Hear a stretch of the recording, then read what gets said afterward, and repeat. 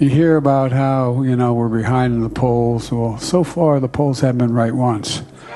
Now, look, we're either tie or slightly ahead or slightly behind.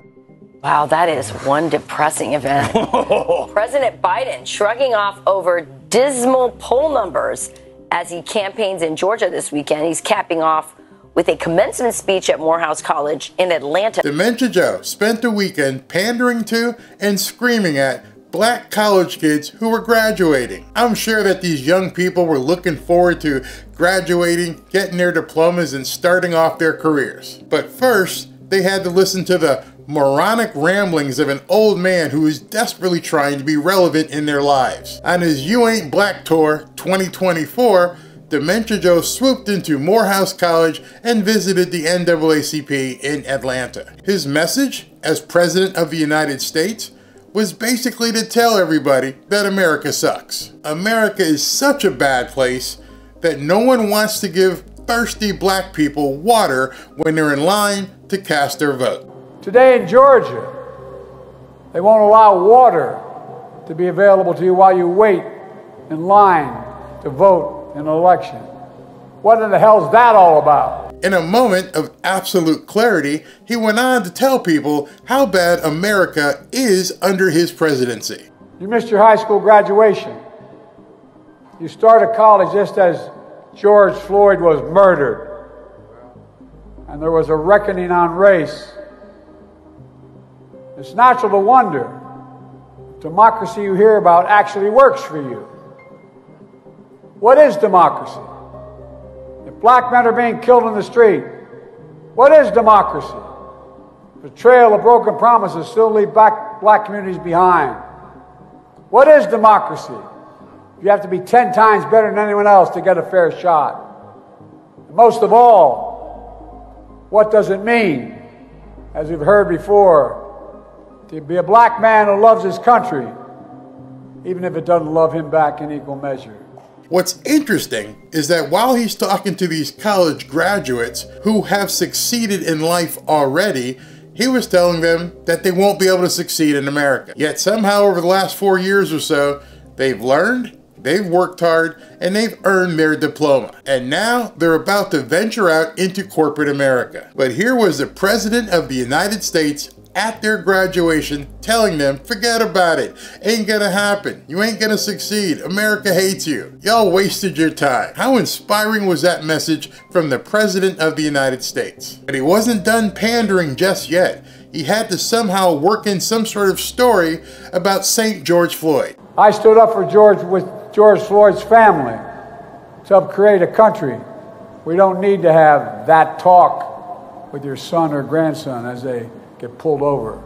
What does he actually think? Does he think that black people, people like me, walk around thinking about George Floyd 24/7? I have a bit of a news break for Dementia Joe. I never, ever think about George Floyd. It only crosses my mind when someone in your administration or on one of the liberal nut networks brings up his name. And oh yeah, I don't know anyone, and I have, sisters and brothers who are black, who have to have that talk that you mentioned. And why does Dementia Joe somehow think that all black kids live in the hood and do stupid shit to get pulled over by cops? You know what I call that kind of thinking? That's racist! That's racist! His next lie must have had these college kids shaking their collective heads. I never thought I'd be a president at a time when there's a national effort to ban books. Not to write history, but to erase history. They don't see you in the future of America, but they're wrong. To me, we make history, not erase it. Somehow, these young college graduates have earned degrees.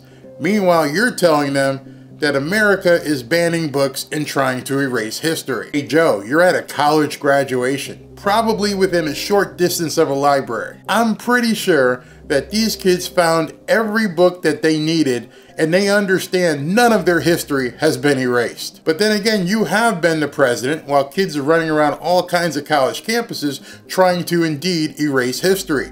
They're actually out there trying to deny that October 7th even happened in Israel. And at the same time, on many college campuses, you've got some of these idiots running around who you endorse and say it's okay to protest, and they're out there ripping down statues of people in American history, prominent people in American history. So maybe you should have said you are helping erase history. But he couldn't stop lying. I got more Morehouse men in the White House telling me what to do than I know what to do. You all think I'm kidding, don't you? You know I'm not. And it's the best thing that's happened to me. Someone should have told Joe before he went out and made this commencement address at Morehouse College that there's not a single Morehouse grad in the White House administration. Not a single one. But I get it. Facts don't matter. And what you said next indicates that laws don't matter either. When the Supreme Court told me I couldn't, I found two other ways to do it.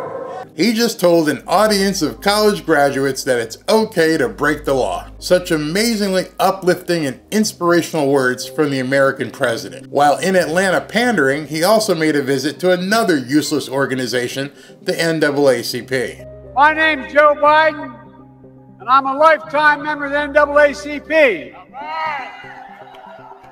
Matter of fact, the first organization I ever joined was the NAACP.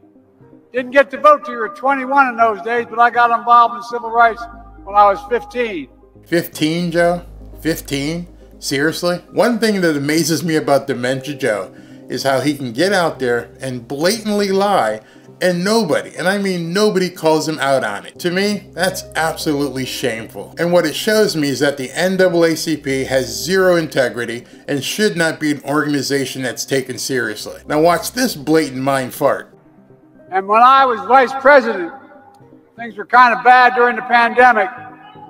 And what happened was, Barack said to me, go to Detroit and help fix it.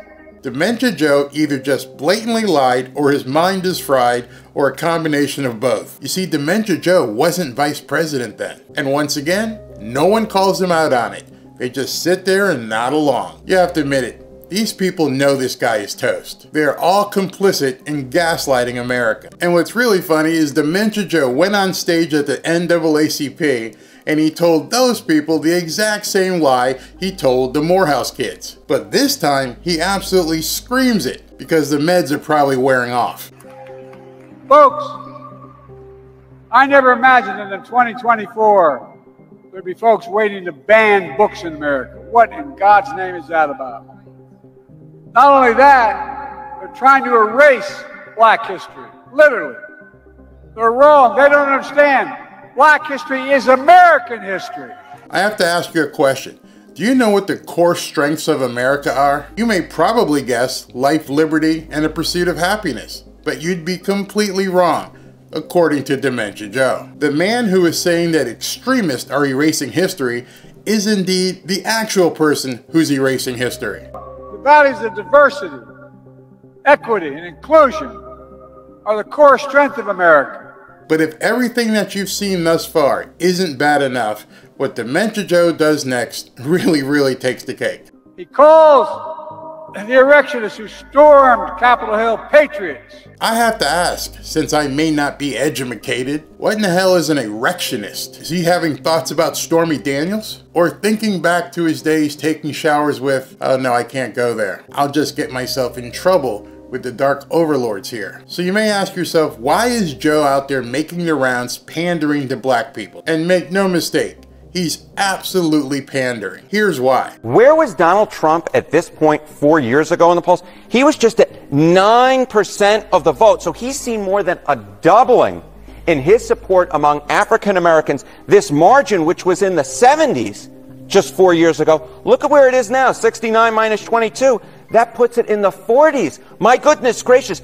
If this held through the general election, obviously we're still months away, this would be by far the best performance for a Republican candidate among black voters in a generation, 2 generations, probably since 1960 and Richard Nixon against John F. Kennedy. That's how long we're really talking about when we're looking at this margin here. This could be a truly historic margin. It's quite a troubling sign for the Biden campaign. A new Fox News poll shows just how much President Biden support among black voters has fallen since the last election. Take a look at this. In 2020, he enjoyed a dominant 75-point margin, but now that margin has dropped to just 49 points. What are you hearing from voters out there about why this is, and what is the Biden team's plan to try to turn these numbers around? You know, Wolf, I spoke to black voters earlier this year for some reporting, and their concerns are primarily economic. It's a deep frustration with stagnant wages. It's anxiety about being able to afford a home. They feel as though they keep voting for Democrats and their lives aren't getting any materially better. He knows he's in trouble. Deep trouble. His plane is ditching and he can't pull up. And he's so out of touch with the black community, he doesn't even know how. He had a chance to talk to young college graduates, and instead of giving them a speech about aspiration and inspiration, he talked about George Floyd and told them that America hates them. The entirety of his message was that America absolutely sucks for you black people, except for maybe commies and Marxists who are black.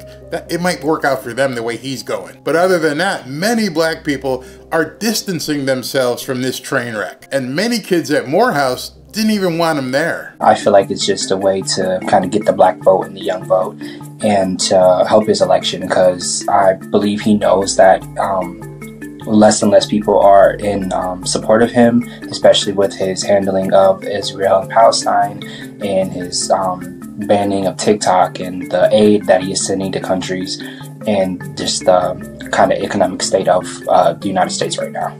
Some students have strongly criticized Biden's invitation, given his administration's support for Israel. I'm not a fan of his coming here for multiple reasons. It looks very good on paper that President Biden is coming to speak at Morehouse College. It's considered very prestigious, whatever, but I think a lot of the seniors are suffering because of it. But I think, of course, ideologically, I think his being here, especially the possible conferment of an honorary degree, is very inconsistent with the values of this institution. And wherever you look across the country, in the inner city, black people are turning away from Dementia Joe. And the reason is the comparison between Dementia Joe and Trump is easy for people to see. He wants to make it seem as if he's for the blacks, and he's not really, because he hasn't really helped anybody. And I hate to say this, but people that are immigrants that's coming here, their first day here, because I work in the medical field, they already have Medicaid, and it's people here that are still on the list waiting for it. So I think she's fine, but I think she's getting a little up there in age, you know, and so his incontinence is really not as quick as it was at first.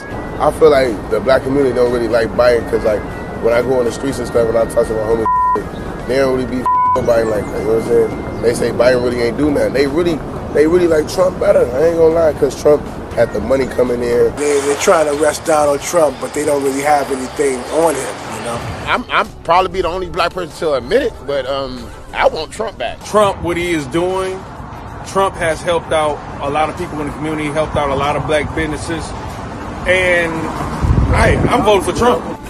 Before Trump got out of office, it was some money circulating. And now that Biden is in, it's crazy. I mean, not to say that it wasn't crazy with other things, I'm saying financially. President Trump, even though he might not be a good guy, like on the political side of things, he made sure black people was good. African American people were good. I mean, honestly, I like Trump. Like, it was a lot like going on like in the news and the media. So actually, like, I'm okay with Trump coming back. He's just Daddy Warbucks, and he's just a genius, as far as I know, you know. And now that Trump is forced to be on trial in New York, he's using that venue, his opportunity, to hold a rally in the South Bronx. And it looks like people in deep blue New York are opening their eyes as well. If President Trump came here to the South Bronx, would you attend the rally? Of course, I would want to meet Trump. I want to shake his hand. He's the only president that I see that can ever make America great again. He's capable of doing that. I would love to go to a rally with Donald Trump come, because I'm a big Donald Trump supporter. and I will support him 100%. Oh yeah, definitely we're going to show him love. We're going to show him a lot of love, and you know, like they do in other states. We definitely need to see Trump here. There's nothing but love for Donald Trump here in the South Bronx, the North Bronx, the East Bronx, and the West Bronx. So you tell me. We want Trump to come back, please, bro. Biden, get out of here, bro. I would come to the rally and support Trump because the Bronx need a change, and we need somebody that's really going to help this community. I would definitely come to a Trump rally in the South Bronx. I like him. You do? Yes.